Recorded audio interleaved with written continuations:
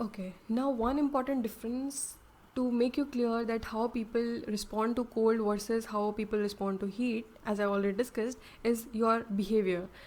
You can regulate your temperature in cold stresses by having extra clothings, by or by having lit a fire around you or things like that. Behavior plays a major role in adapting to stress related to cold environment.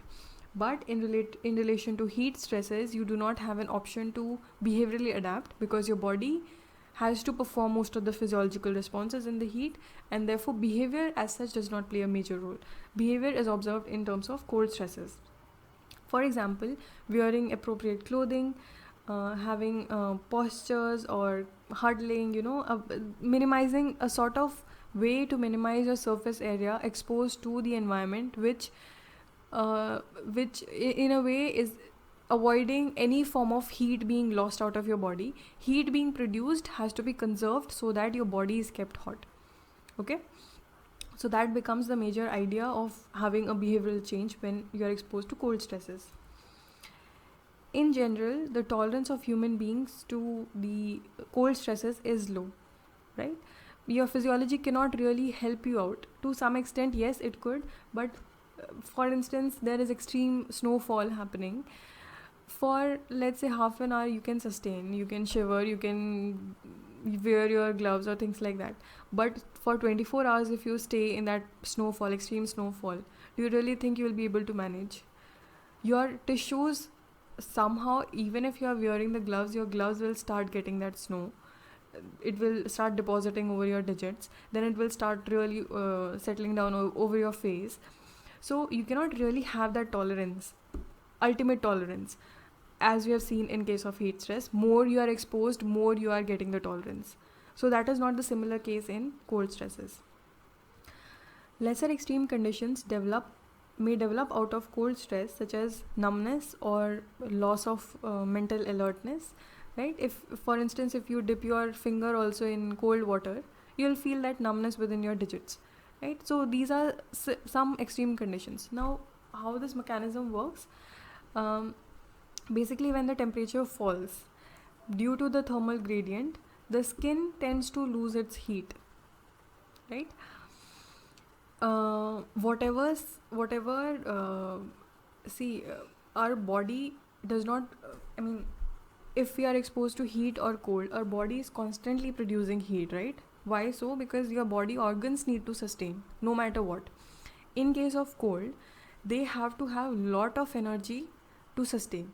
Your body is still doing its normal physiology, normal mechanism, it's definitely going there.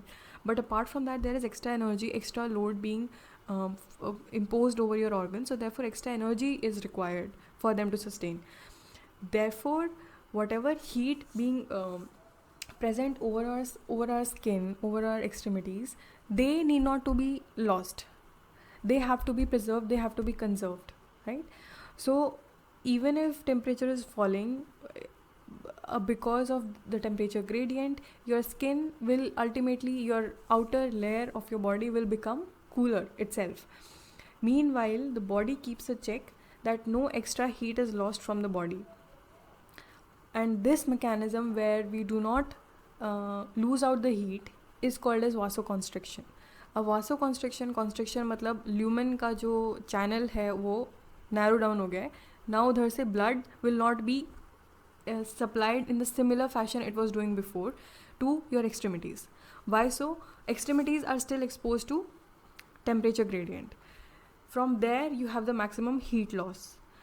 In order to avoid that heat loss, your physiology is itself adapting in a way कि your blood flow towards your extremities gets lowered, gets minimized. Getting the idea? Your energy is not being passed to your extremities. Now question therefore arises, can the extremities survive if oxygen or energy is not being passed to them, right? So that becomes the challenge ultimately. You feel numbness then only. As in extreme situations, if your body still identifies that okay, heat loss must not happen, heat energy must not be transferred to your extremities, then your numbness or that feeling of not having your limbs or not able to move your limbs is because your energy, your oxygen is not being supplied to those tissues, to those organs. Okay, this is the response, this is the mechanism we understand as vasoconstriction. This has the implication, but for these implications we have our behavioral adaptation. Okay, now by restricting the flow of blood to the skin, the physiological response of body to the cold is defined as vasoconstriction. Here the lumen of the blood cells becomes narrow as the muscular walls of the blood vessels are contracted. Therefore this reduces the flow of blood to the skin. Therefore the heat loss from the body is reduced. But as we said, if the supply is reduced for a really long time, it may affect the supply of oxygen or energy to the tissues across different parts of body. This would in extreme cases lead to hypothermia or the cold injuries, as we know about the frostbite, right? Yeah, so these become important. I think I've already talked about hypothermia in my previous presentation. So what generally we do is our behavioral adaptation therefore comes into play. We cannot really sustain a long-term mechanism of vasoconstriction. Your body organs are definitely going to fail out in extreme cases in a long-term exposure to cold stresses, and therefore you have to have your woolens, you have to have your gloves, proper shoes and things like that. Now another way how human beings respond to cold stresses is through the mechanism of shivering. Now similarly, like we talked about vasodilation and sweating, they go simultaneously. If at all you are sweating, your body is also showing vasodilation. Similarly, vasoconstriction happens, but before that your body also starts to shiver down. Your body starts shivering. What is shivering? It's an involuntary pattern of repetitive rhythmic muscle contraction. As I've already discussed, basically there is a form of tension being created within your muscle so that a form of heat, a form of energy is being produced. And most of these shivering is observed, I mean it's different for everyone, but you generally, people shiver from their face, people shiver from their extremities, right? So not specially from your core. So your area which is being exposed to the heat, to the cold, they will be showing more shivering process rather than your core, which is constantly pumping your blood but it's not reaching out to your extremities. Okay, it is also called as quasi exercising because your muscles are contracting, but right now we are not in a state of exercising. It's a feudal it's a quasi form of exercising where your body is sort of having a tension, your muscles is having a tension like you do in any workout or any physical activity, but you're not actually at work. Okay, so this state is called as quasi exercising state. Basically shivering is understood as a muscular activity which increases your metabolic activity, and therefore your body oxygen uptake increases, and it also increases your cardiac output. Like when there's a tension within your muscles across your body, your cardiac output is also expected to increase. Your heart is supposed to pump out more blood, and more blood, therefore, I mean it's not exactly like vasodilation, it will reach out to every single organ, but yes, more and more oxygen supply is expected from your extremities, from your different organs, and therefore that supply has to be fulfilled by your cardiac output. So that is a very minimal sort of oxygen supply that we can understood through shivering. It does not really help you out with the cold stress. Okay, that is very very minimal minimal supplementation of oxygen to your body organs. So subsequently during shivering, energy is being produced, right? So yes, so this was about cold stress. Now there are a few behavioral responses that we adhere to, like we have a protective clothing, and we also understand few dietary pattern of people. Now tolerance to the cold depends on again different factors. As in previous heat stress, we have talked about their statures, their surface area, right? Here in terms of cold stresses, tolerance depends on firstly how long has they been exposed to that particular stress. if they are native to that particular stress, like Australian Aborigines, then like they have a different mechanism. In case of Australian Aboriginals, they did not show a similar pattern of shivering as we would expect from Europeans, right?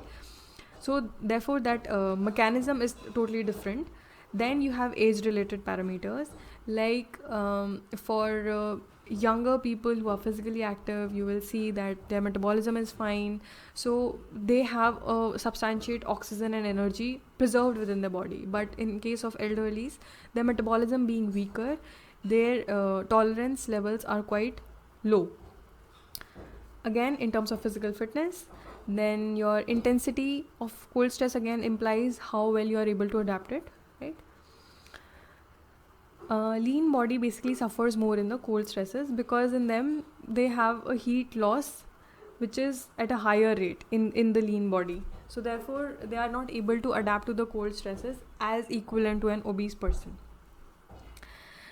Again, younger people, elderly people, their metabolism, physical activity varies with respect to their tolerance levels. Then shorter the extremities, like if you see in Himalayas or some tribal groups in Ladakh, people they are shorter in their statures, they are having short limbs, and therefore that is one major responsible factor to their adaptation to the cold stresses, because heat loss is minimized. Ultimately your surface area being exposed, your surface area from where heat is being exchanged with the environment is being minimized, where you put your clothing and you avoid that heat loss. Therefore that tolerance is much higher in those people. So this was it. This is the diagram you can use for your if at all there's a question. See how this mechanism works. You have a core temperature, right? You have a core temperature. At both the extremes, what you see is a very increased temperature, increased heat load, or a decreased core temperature in response to the cold stresses. So when from a normal posture, just a second, am I not able to take the pointer? Okay, from a normal core temperature, if you say you are exposed to certain cold stresses, right, you are tend to have lot of heat being lost out of your body. That extreme position where you are having your decreased core temperature is the mechanism when you start shivering, or when your body is showing the mechanism of vasoconstriction, right, to get you back to the core temperature. So it's like a standard, if we say like not a realistic but hypothetically ki agar heat loss ho gaya, will be going to the extreme situation. Then if we do shivering, if we have behavioral adaptation, if we have vasoconstriction perfectly happening, we'll be reaching out to the core temperature back. Then again, if we are here exposed to heat stresses, we'll be gaining heat, we'll be producing a lot of heat within our body, will be having an increased core temperature, and in that case we'll be ultimately going to vasodilation, plus our body will be showing sweating, and that will be the temperature will be trying to resume back to, that is the core temperature. So this